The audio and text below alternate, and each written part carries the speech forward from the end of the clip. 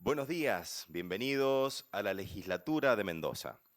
Hoy nos convoca la declaración de interés de esta honorable Cámara al libro El género de la muerte, escrito por Eduardo Muñoz y Carolina Torres Suay, por su aporte en la lucha contra la violencia de género. Agradecemos la presencia del senador Marcos Quattrini, el criminólogo Eduardo Muñoz, la presencia de la diputada y profesora Evelyn Pérez. También agradecemos profundamente la presencia de los alumnos y docentes del Instituto Salinas y de la Escuela Argumedo. Y por supuesto, el aplauso de todos ustedes para esta hermosa declaración de interés.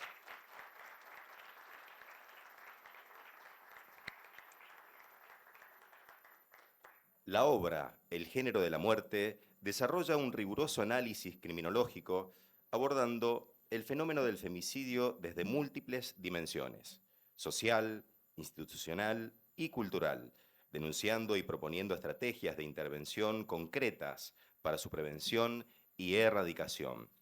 La obra El género de la muerte representa no solo un hito en el análisis criminológico de los femicidios, sino también un orgullo para la comunidad académica de Mendoza por su calidad, profundidad y proyección global.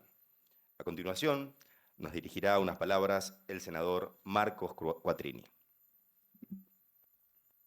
Bueno, ahí. ¿Se escucha? Yo acá como que no tengo retorno. Bueno, buen día antes que nada. Gracias por venir, chicos. Agradecerles a los familiares, a Eduardo.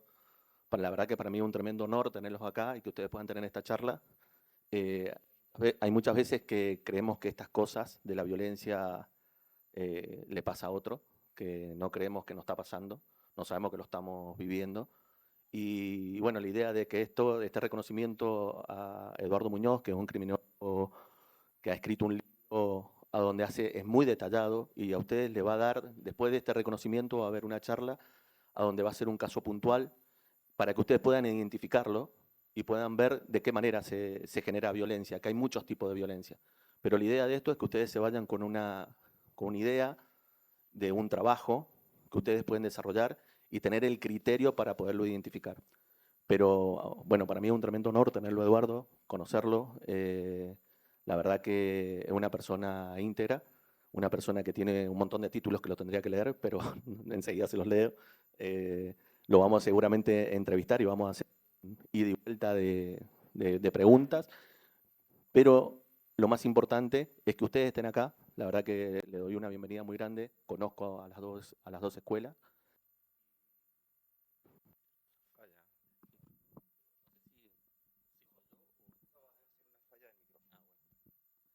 Hola, ahora sí. ¿Me sale mejor la voz? Ahora canto.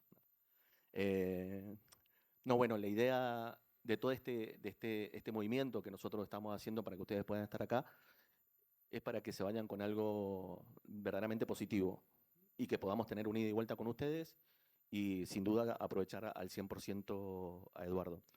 Hay distintos tipos de violencia. Eduardo va a ser la persona indicada para que ustedes puedan preguntar y hacer algunas otras cosas. Pero bueno, hoy día vamos a empezar en este momento para hacerle este reconocimiento, Eduardo. La verdad que muchas gracias. Te voy a hacer un par de preguntas media incómodas a veces, ¿no? No, bueno, creo que este libro, tuve la oportunidad de leerlo, me atrapó. La verdad que me sentí como que uno cree que sabe, pero cuando lo empezás a leer, empezás a entender un montón de cosas. Y bueno, nada, la verdad que es recomendable para que lo tengan, ¿no? Bueno, Eduardo, te paso para que vayas respondiendo, no sé, por tener un solo micrófono. Pero bueno. Bueno, muchísimas gracias. Primero para mí es un honor poder ser reconocido en mi provincia por una investigación, por un libro. Me llena profundamente de orgullo que me hayan elegido para tamaña distinción y solamente traté con el libro buscar un análisis más técnico, más científico respecto de la violencia de género y generar opiniones e investigaciones libradas de la polarización y el fanatismo de algunas corrientes ideológicas que separan un poco y hacen propia el sufrimiento de determinados colectivos para, digamos, maximizar en algunos casos y minimizar en otros. Entonces, con Carolina, que es una criminóloga española de Valencia, decidimos escribir desde lo científico, analizar el fenómeno a partir del femicidio, que es un hecho que no se puede negar, la muerte de una mujer por el solo hecho de ser mujer, e investigar las raíces y por qué ocurre y por qué culturalmente ha sido aceptado en algunos lugares históricamente y por qué debemos como sociedad evolucionar y encontrar un equilibrio en igualdad de género para todas las actividades. Bueno, bien. Te hago una consulta. ¿Cómo fue que llegaste a Valencia a hacer esa presentación? ¿Fue por motivo de esta chica de Carolina Torres o fue por la experiencia del libro? Bueno, escribir un libro en Argentina no es fácil, sobre todo para alguien que no es un autor conocido, que recién se está iniciando, o sea, requiere una inversión de dinero muy importante, que a veces no todos los autores pueden disponer.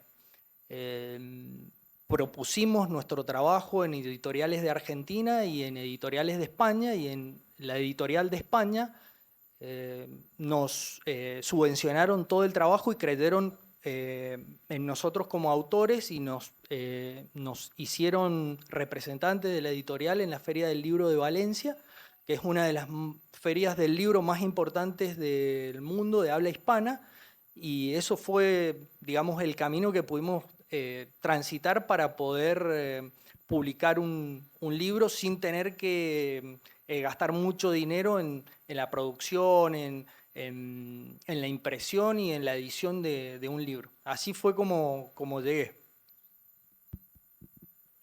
¿Y qué fue lo que te motivó a escribir este libro, verdaderamente?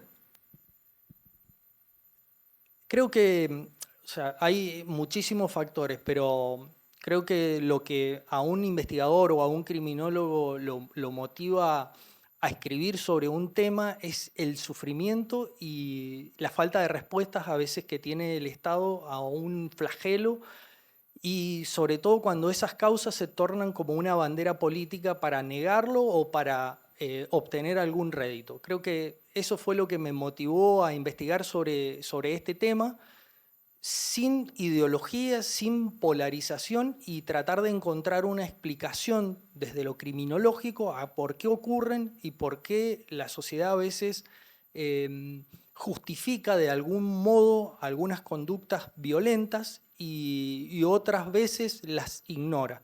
Creo que encontrar ese equilibrio nos va a hacer evolucionar como sociedad, entonces desde nuestro humilde lugar es tratar de aportar una herramienta desde lo académico, desde lo técnico y desde lo científico para poder tener una posición clara y libre de ideologías, sobre todo eso.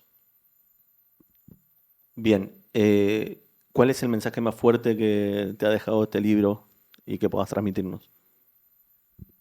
Creo que más allá del mensaje técnico o académico es poder darle voz a esas mujeres que de algún modo fueron silenciadas y que no tuvieron la oportunidad de poder acceder a justicia o acceder a protección para salvaguardar sus vidas.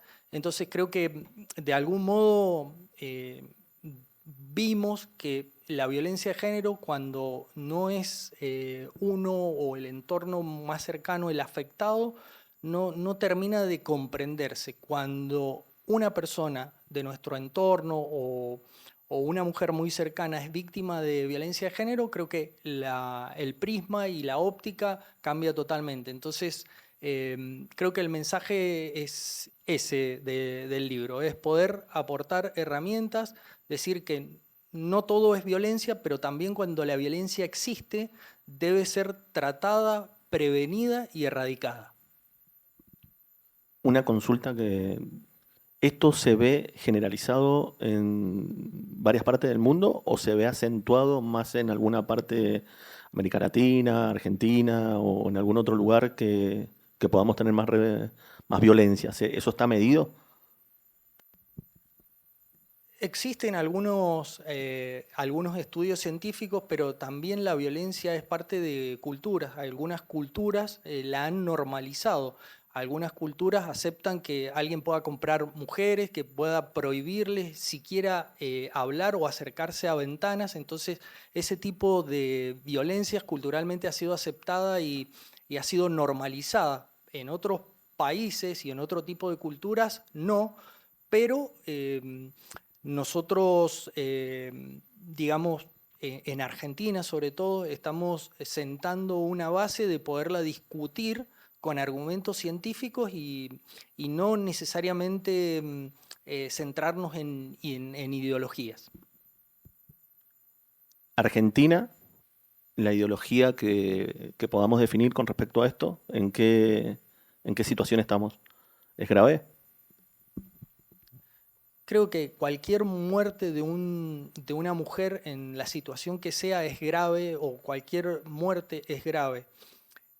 Lo que me parece grave es que en el siglo XXI todavía no tengamos mecanismos claros para definir o para poder identificar correctamente mecanismos de prevención y generar políticas claras.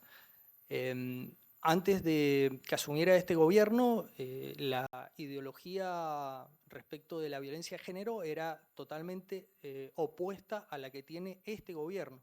Entonces pasamos de un extremo donde se había avanzado sobre algunos derechos ya conquistados y con este gobierno se ha puesto en discusión algunos derechos conquistados, incluso por ejemplo, la propuesta de quitar del Código Penal el delito de femicidio. Bien. ¿Qué significa este reconocimiento? Bueno, este reconocimiento es es una caricia al alma, es poder compartirlo con amigos, con familia, con compañeros, el hecho de que un trabajo pueda ser útil para la sociedad. Entonces, más allá de lo personal, es poder compartirlo con amigos y, bueno, sobre todo con mi vieja, que, digamos, me ha motivado muchísimo a tratar de ser, digamos, receptivo, tratar de comprender el sufrimiento ajeno y, bueno, hoy no he podido estar acá, pero, digamos, este reconocimiento también es para ella y en ese sentido, o sea, creo que las madres, sobre todo, son muy importantes en la estructura y en el desarrollo de cada uno de nosotros como personas. Así que este reconocimiento significa para mí en lo personal un agradecimiento a mi vieja y a todas las mujeres, o sea, y en el nombre de mi mamá a todos digamos, a todas las mujeres que han sido o que son muy importantes en mi vida y en la estructura de mi familia. Así que eso significa para mí y ojalá que pueda servir como una herramienta para poder tener una sociedad más justa o un mundo mejor. Bueno, enseguida vamos a hacer el reconocimiento, pero acá viene lo más importante, que él va a dar una charla y está bueno que ustedes participen de ella. Pero bueno, un fuerte aplauso para Eduardo. La verdad,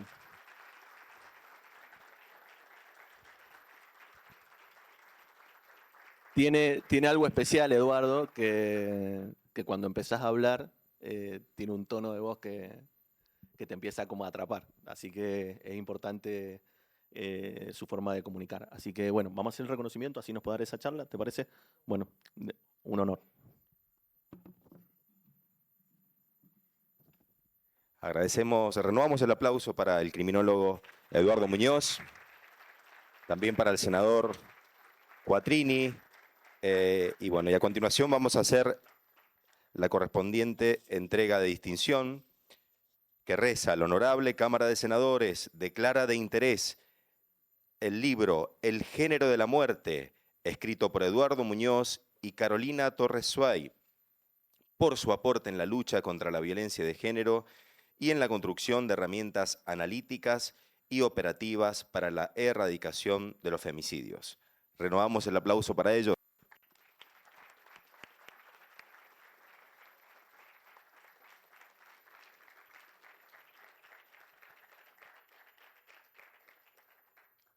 Agradecemos profundamente esta distinción y a continuación, y ya a manera de cierre, vamos a tener una pequeña exposición de Eduardo Muñoz que nos va a contar acerca del libro. Así que bueno, Eduardo, te damos el micrófono para que nos cuentes.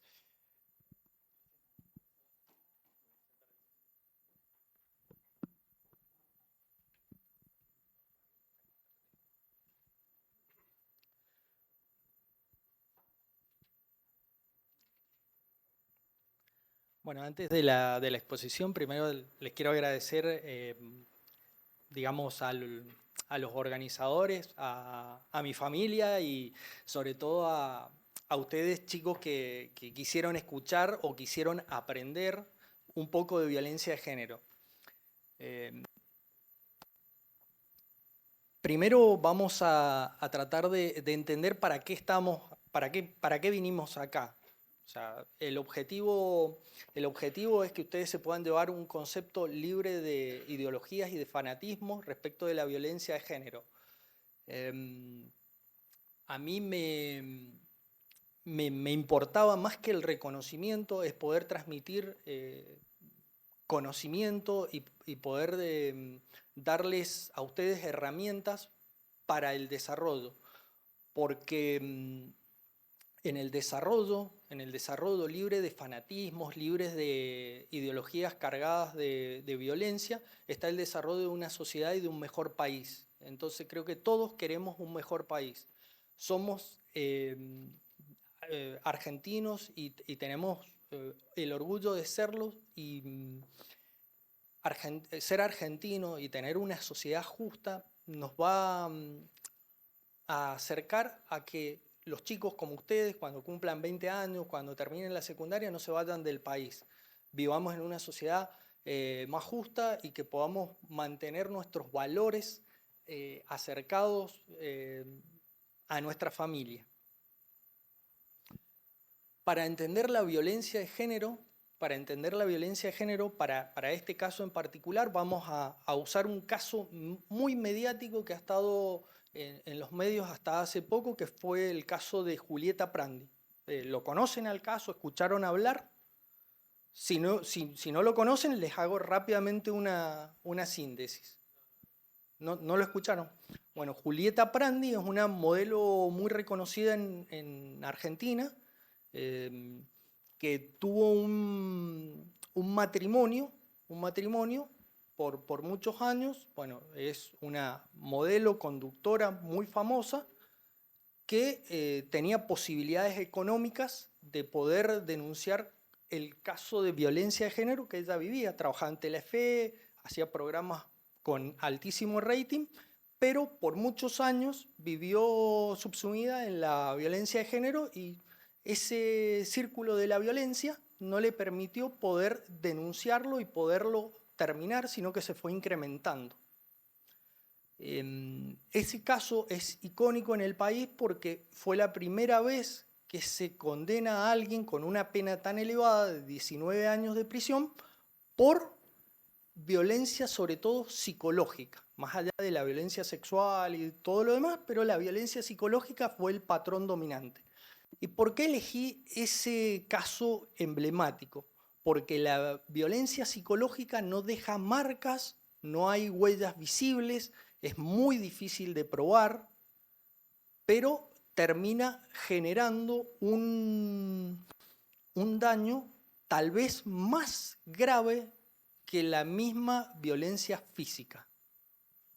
Así que ahí puestos en contexto, ahora les voy a dar, digamos, algunos conceptos generales para que ustedes se lleven y que puedan identificar algunos patrones y sobre todo poder ayudar a alguien que está inmerso en ese círculo de la violencia.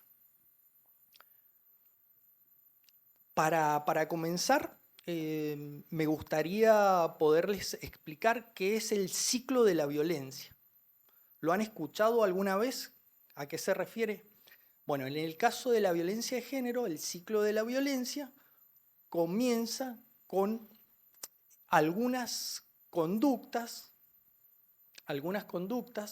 que se empiezan a manifestar como fuera de contexto. En una relación de pareja, alguien empieza a insultar y de hecho se normaliza. Esa es la primera fase del ciclo de la violencia. Primero el insulto, el agravio o el no te voy a hablar, y eso va escalando con el paso del tiempo a una segunda fase que es el estallido de la violencia.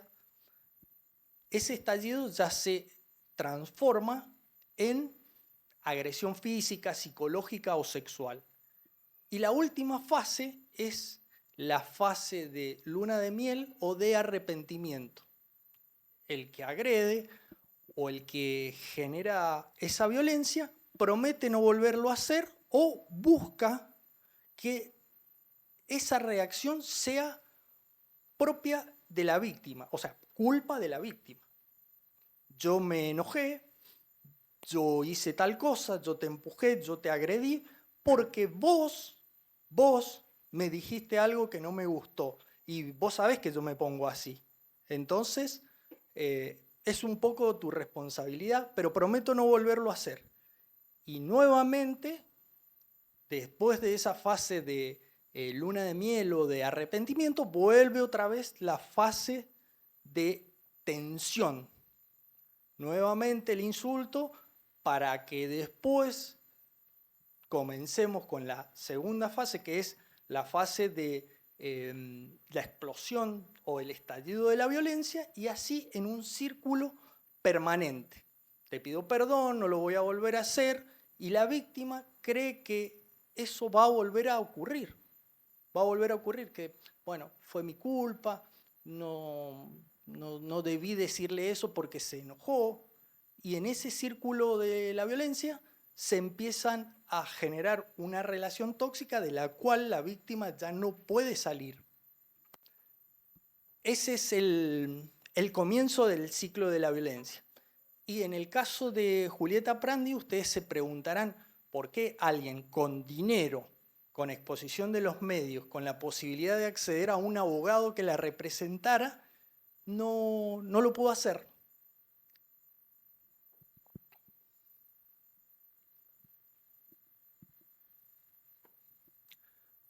Pasemos a la próxima diapositiva. ¿Qué tipo de personas te elige cuando estás sola, vulnerada, estás sin compañía, triste, y entonces empiezan a cubrir, a abarcar y se convierten en tu familia, en tu protector, en tu administrador, porque logró que yo le firme un poder administrativo y él cobraba mi sueldo y manejaba mis cuentas. Después de que nació Mateo empezó el control, los celos. ¿Qué control? El Porque, control es yo te no voy a contar una dejarme cosa. manejar.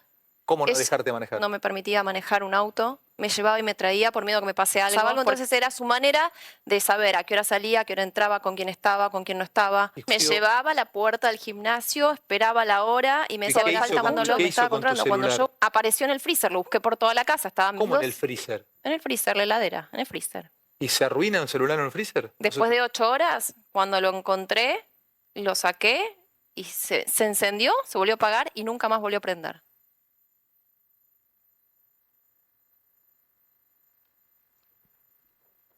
Bueno, este es el contexto de la situación que vivió Julieta Prandi.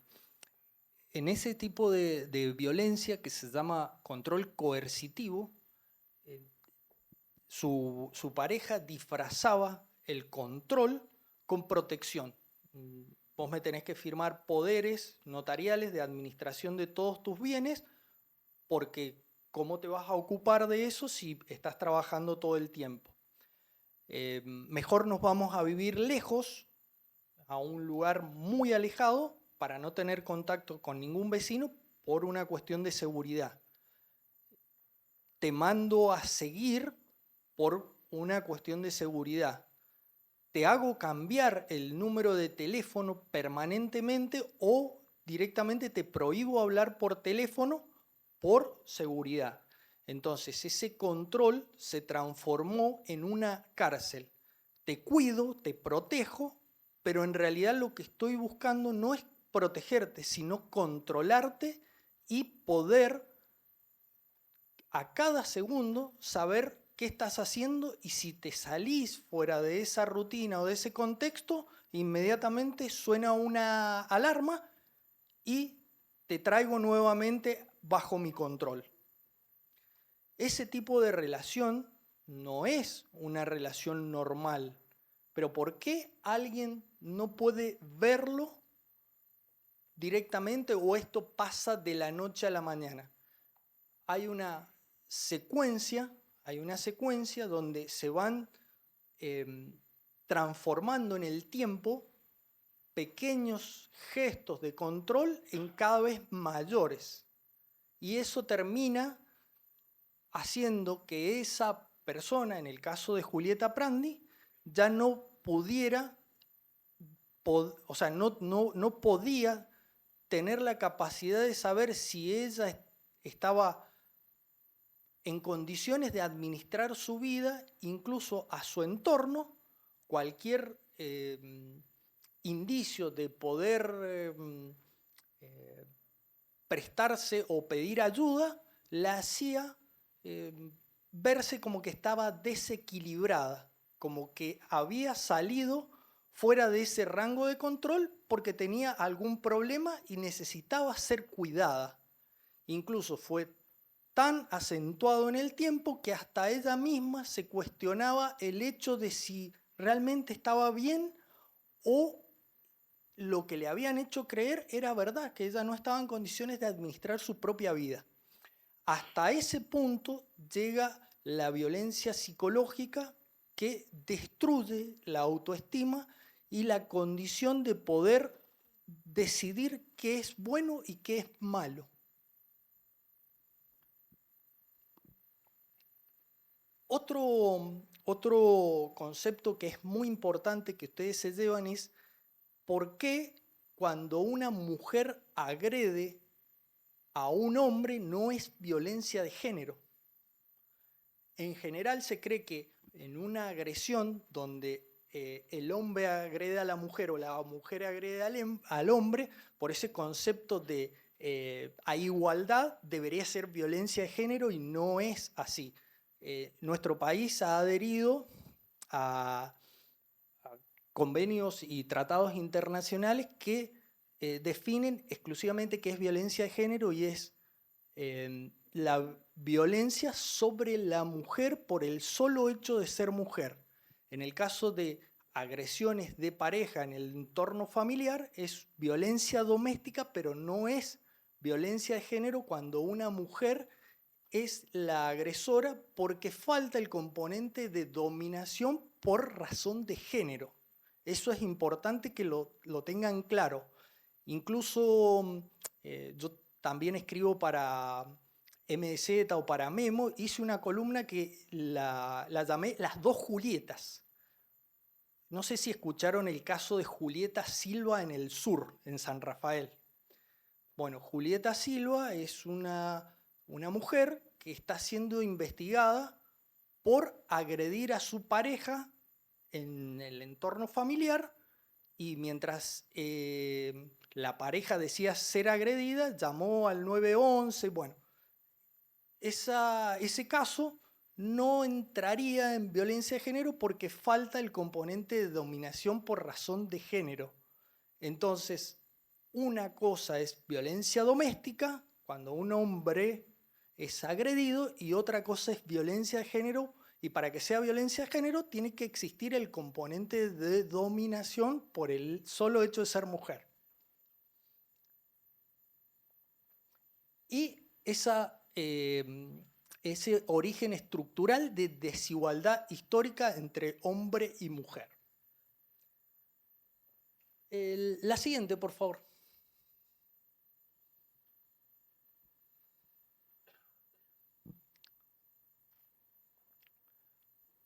Bueno, en este punto es donde ya interviene un poco la política. ¿Escucharon o conocen qué es ser woke o anti-woke? No sé si lo han escuchado al presidente Milei, que lo repite constantemente cuando se refiere a un grupo de personas. Es decir, anti-woke o woke. Bueno, esos conceptos, woke o anti-woke, o sea, woke quiere decir despertar o concientizar. Son ideologías que tienden a, digamos, a resaltar la discriminación, tienden a resaltar la igualdad por sobre todo, y lo anti-woke es lo contrario.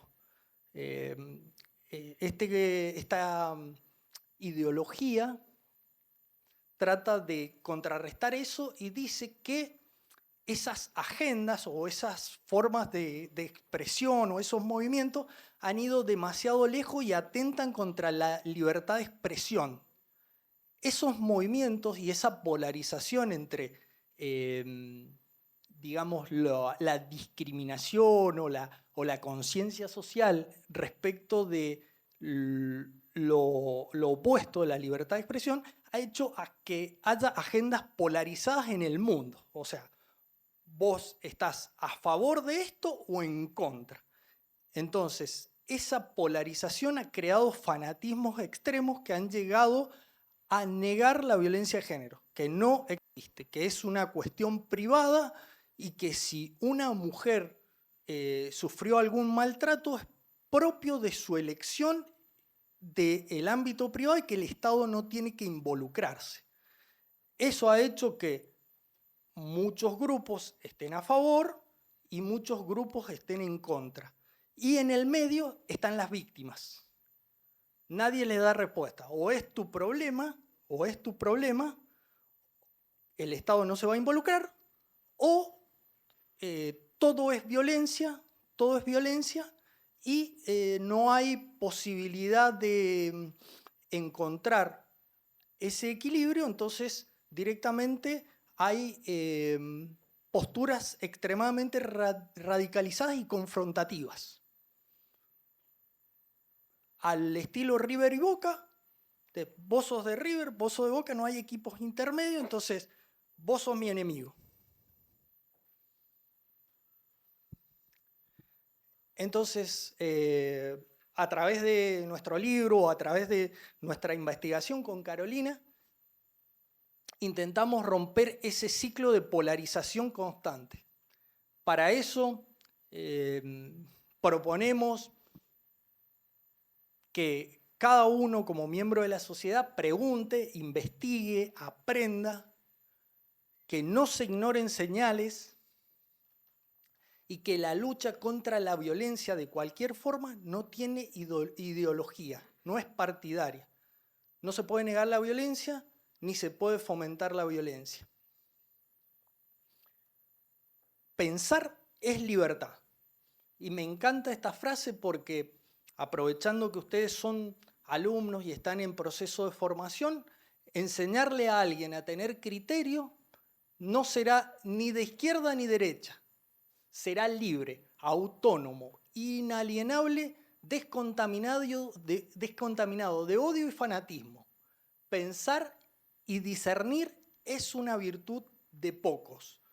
Ojalá que esta charla les haya servido para que ustedes puedan pensar y ser libres y estar alejados de cualquier forma de fanatismo y de odio. Así que muchas gracias, espero que les haya servido.